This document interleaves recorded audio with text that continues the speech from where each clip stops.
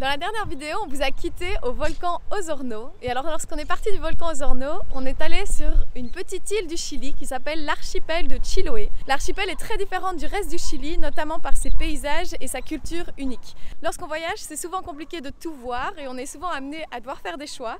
On a décidé du coup dans cette vidéo de faire un top 8 des endroits qu'on a préférés sur l'île de Chiloé. Évidemment, c'est complètement subjectif, mais on espère que ça peut quand même aider certains à organiser leur voyage s'ils viennent à Chiloé. En tout cas, voici nos meilleurs moments sur l'île.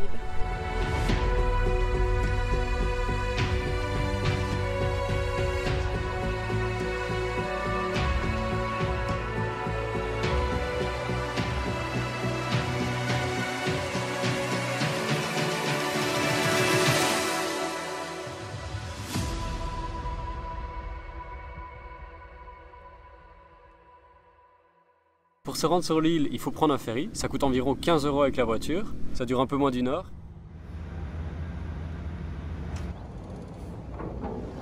Et voilà, ça c'était notre bateau. Une fois sur l'île, on a cherché un endroit pour dormir. On était évidemment accompagné de Delphine et Gustavo. Et finalement, vers le nord-ouest de l'île, on a trouvé un endroit magnifique. Notre top 1 de la liste des plus beaux endroits à voir sur l'île de Chiloé. C'était face à l'océan avec une vue hyper impressionnante. On était sur une falaise avec des dauphins qui nageaient juste en dessous de nous. Et voilà, on est arrivé. Et voilà, Gustavo, le pilote. Je viens d'arriver au spot là sur l'île de Chiloé. C'est vraiment juste magnifique. Bon, normalement il y a des dauphins et ils sont pas encore arrivés, mais c'est pas très grave. C'est quand même bien joli. Il y a juste une chose qui est problématique. Voilà le problème. Qu'est-ce que t'as dit de méchant encore? Même les mouettes, elles se marrent.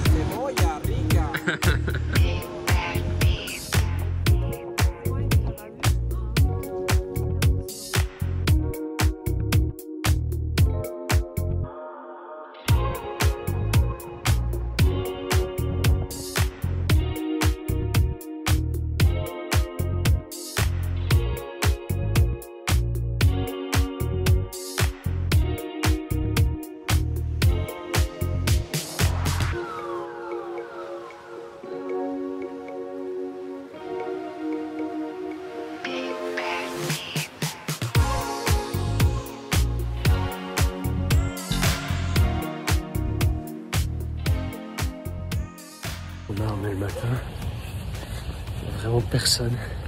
Je n'ai pas encore vu les dauphins, il n'y a pas de dauphins pour le moment, mais bon, c'est pas grave. C'est dommage que la voiture n'est pas 4x4 parce que sinon on pourrait aller sur cette plage.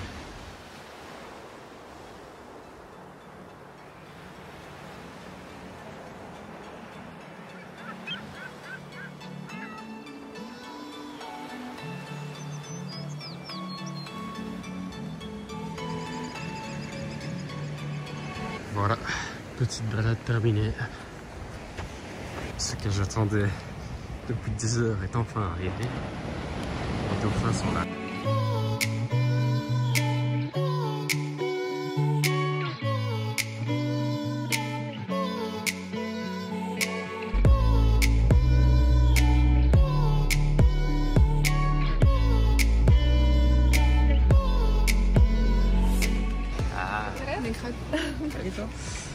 Plus de dauphins. Crêpes.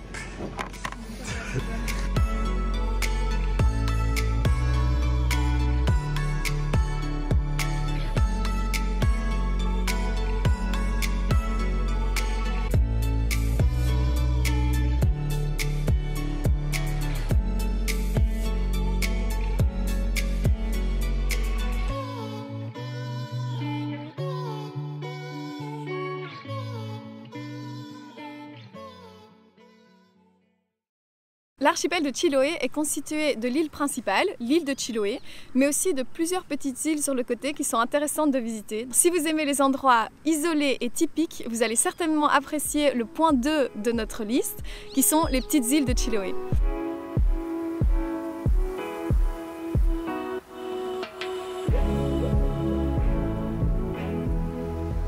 Chaque île est accessible en ferry. Le ferry coûte environ 3-4 € par personne et prend pas beaucoup de temps. Par contre, si vous êtes en haute saison, il pourrait y avoir beaucoup de files pour les ferries. C'est ce qui nous est arrivé, où il faut attendre plusieurs heures pour pouvoir prendre son ferry de 10 minutes. Donc, si vous n'avez pas trop le temps et que vous êtes en rush, alors ça vaudrait peut-être pas spécialement la peine de visiter ces îles. Ça fait 1 heure. Ça fait 1 heure déjà? On attend pour rentrer dans un ferry pour aller sur une autre petite île en face. La file du ferry est sur la route. Et du coup, ça bloque complètement la route depuis super longtemps. C'est assez frustrant parce qu'il y a plein de gens qui dépassent depuis 1 heure sur la gauche. Donc voilà, on a ici la voiture là, qui dépasse sur la gauche. Mais du coup, les voitures là-bas, donc la blanche, qui elle est sur sa bande, se retrouve complètement coincée. Et il n'y a plus personne qui avance vraiment bien. Les îles de l'archipel représentent bien la vie locale de cette région. Nous en avons visité 2. La première, l'île de Lemui, impressionne par ses vues belles et sauvages. Tandis que la deuxième, l'île de Kinchao, détient des localités plus actives.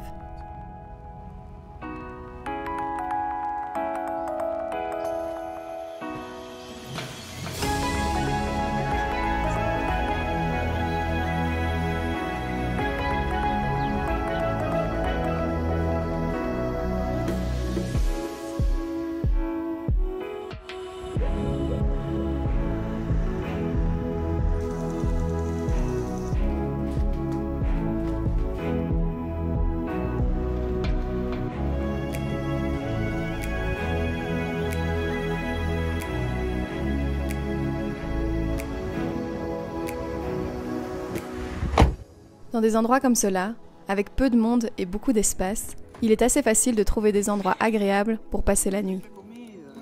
Les instants simples entre amis sont des moments magiques. Mais lorsqu'en plus, la nature vous offre des surprises, ils deviennent inoubliables.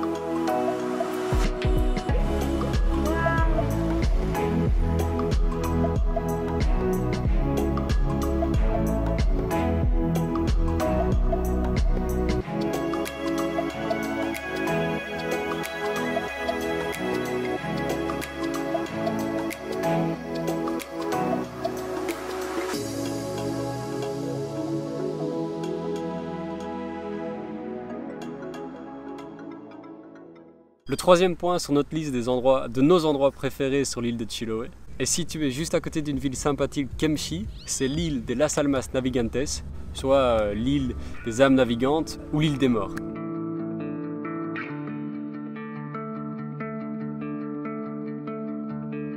Le nom est pas très sympathique, mais l'endroit est plutôt joli. En fonction des marées, il est soit entouré d'eau, soit de sable. C'est vraiment un endroit sympathique et vraiment beau à voir, mais par contre il est hyper fréquenté, il faut vraiment essayer d'y aller le plus tôt possible le matin. Ce que nous on n'a pas fait, erreur d'ailleurs. Ouais. Il faut vraiment essayer d'aller le plus tôt possible parce que sinon c'est bondé de monde.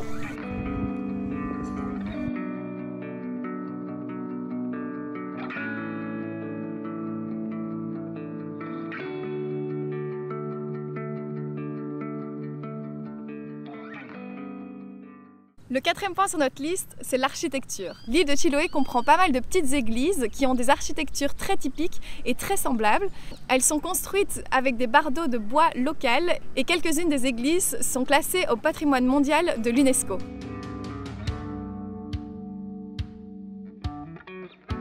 On a eu l'occasion d'en visiter quelques-unes, mais elles sont vraiment toutes semblables et donc ça sert à rien d'essayer de faire le tour de toutes les églises. Lorsqu'on en a vu quelques-unes, on a vite compris le délire. Par contre, au nord de l'île, dans la ville d'Ancud, il y a un petit musée qui regroupe toutes ces petites églises via des maquettes, qui est super intéressant et qui, selon nous, vaut le détour.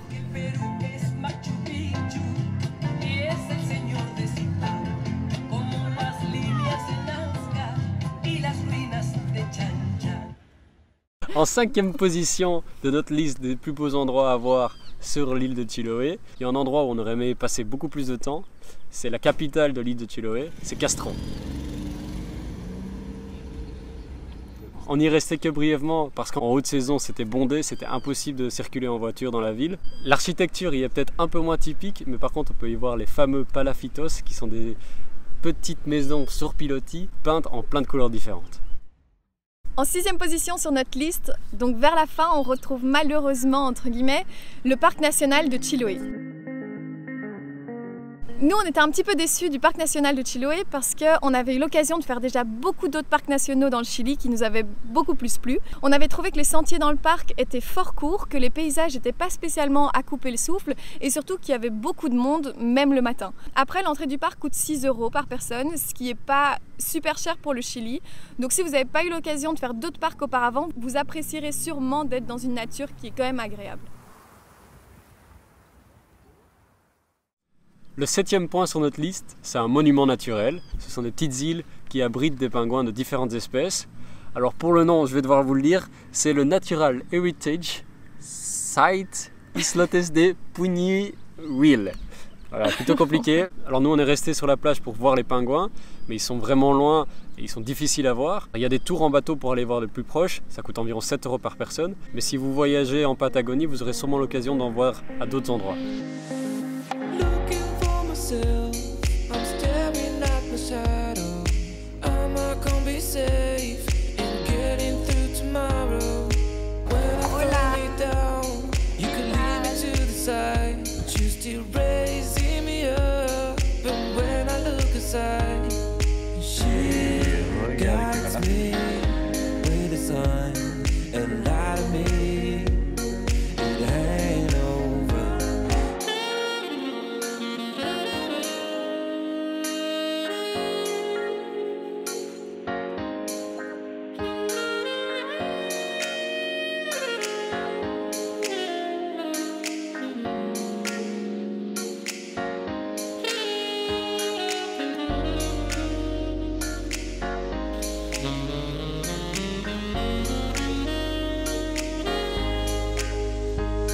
So why are you moving on? Someone told me that I could find it. I will find my way. Gotta keep looking. If it's not fair, gotta go again. We still get over it. Cause when I look aside, she's always by my side. Cet endroit est accessible de deux manières différentes. Le plus rapide est de passer par la plage. C'est du sable dur et donc normalement, il n'y a aucun risque de rester coincé, peu importe le véhicule. Just want me to find it. Au bas de la liste, et si étonnant paraît-il pour les plus grands Instagrammeurs, on retrouve les fameux miradors qui sont super Instagrammables, dont le plus connu qui est le mirador de Las Almas. Nous, on n'a pas été voir celui-là, on a été voir le mirador Muelle de la Luz. Voilà, qui se trouve à Rio Chepu. Alors Chepu, c'est un petit village qui a été frappé il y a une 50aine d'années par un énorme tremblement de terre, ce qui fait que le sol s'est affaissé d'environ 2 mètres, laissant du coup des forêts et des arbres complètement noyés dans l'eau. Le mirador, lui, se trouve à l'embouchure du fleuve et est accessible seulement avec un bateau. Le bateau coûte 9 € par personne. Alors on l'a fait, mais c'était un peu trop touristique pour qu'on apprécie vraiment l'activité. On dirait que t'es tout seul là, Aurélien. La vue sur le Pacifique était magnifique, mais par contre le mirador en lui-même est un peu décevant étant donné que chacun peut aller sur le mirador à son tour, prendre sa petite photo et descendre. Et pour conclure, on termine sur un petit conseil assez important. Oui. Il ne faut surtout pas oublier que sur l'île de Chiloé, il y a des marées assez fortes. On s'était arrêté sur une plage où il y avait d'autres locaux pour dormir, mais ils ont passé la soirée là, mais ils ont oublié de nous dire qu'ils ne restaient pas. Ce qui nous a amené à un réveil un petit peu précipité à 4 h du matin, les pieds dans l'eau. Le gros stress, il est 4 h et en fait on s'est parqué à un endroit où l'océan monte. Ça va? On a de l'eau jusque là et on doit vite dégager.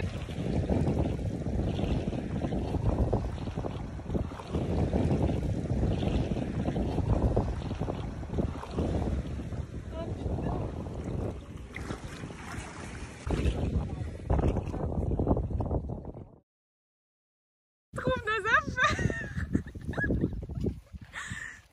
La slash, le bandeau d'oreille. Et alors Aurélien, qu'est-ce que t'as trouvé?